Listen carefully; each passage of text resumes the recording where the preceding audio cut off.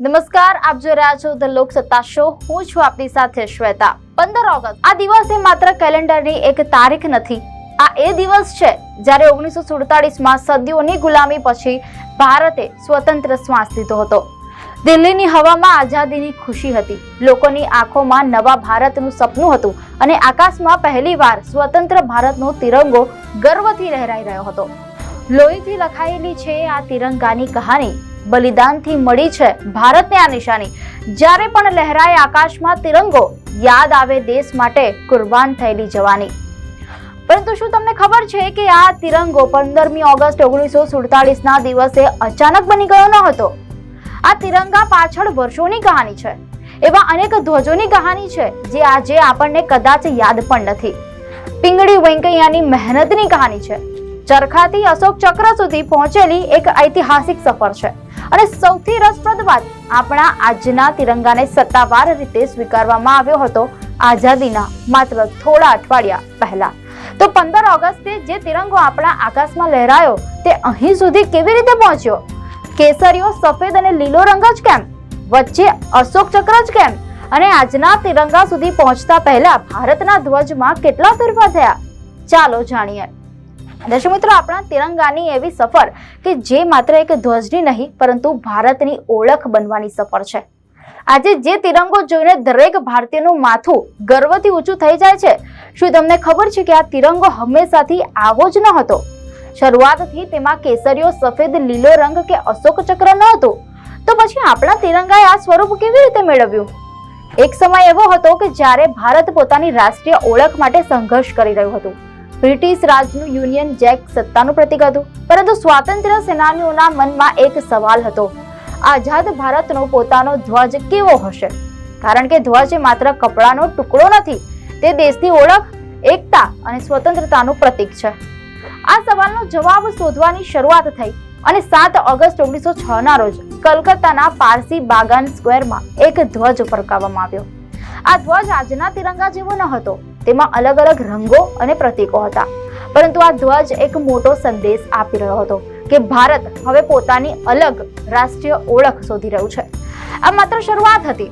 આગળના વર્ષોમાં ભારતના રાષ્ટ્રીય ધ્વજની અનેક કલ્પનાઓ અને ડિઝાઇન સામે આવવાની હતી. ભારતના સ્વાતંત્ર્ય આંદોલન સાથે રાષ્ટ્રીય ધ્વજની કલ્પના પણ બદલાતી ગઈ. અલગ અલગ લોકો દ્વારા અલગ અલગ ડિઝાઇન રજૂ કરવામાં આવી અને ધીમે ધીમે એક વિચાર મજબૂત બનતો ગયો કે ભારત માટે એવો ધ્વજ જોઈએ જે દરેક ભારતીયને પોતાનો લાગે. આ સફરમાં એક મહત્વનું નામ સામે આવ્યું, એ છે પિંગળી વેંકૈયા.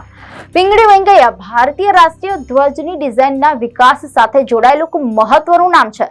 તેમણે ધ્વજની ડિઝાઇન પર વર્ષો સુધી કામ કર્યું અને 1921માં વિજયવાડામાં કોંગ્રેસના અધિવેશન દરમિયાન એક ધ્વજની ડિઝાઇન રજૂ કરી. આ ડિઝાઇન આગળ જતા ભારતીય રાષ્ટ્રીય ધ્વજના વિકાસમાં મહત્વપૂર્ણ બની. પરંતુ હજુ સુધી આ આપણો આજનો તિરંગો ન હતો. હજુ એક મોટો ફેરફાર બાકી હતો.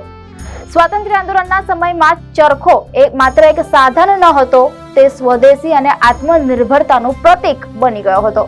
ગાંધીજીના સ્વદેશી વિચાર સાથે ચરખાનું જોડાણ એટલું મજબૂત બન્યું કે રાષ્ટ્રીય ધ્વજની કેટલીક ડિઝાઇનમાં પણ ચરખાને સ્થાન મળ્યું.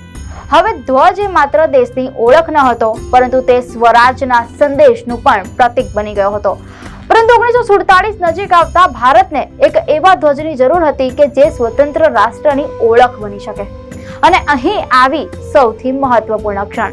આજના તિરંગાની વચ્ચે નજર નાખો તો તમને દેખાશે કે એક વાદળી રંગનું ચક્ર, એટલે કે અશોક ચક્ર. આ અશોક ચક્ર સારનાથના અશોક સિંહસ્તંભ સાથે જોડાયેલા ધર્મચક્ર પરથી લેવામાં આવ્યું છે.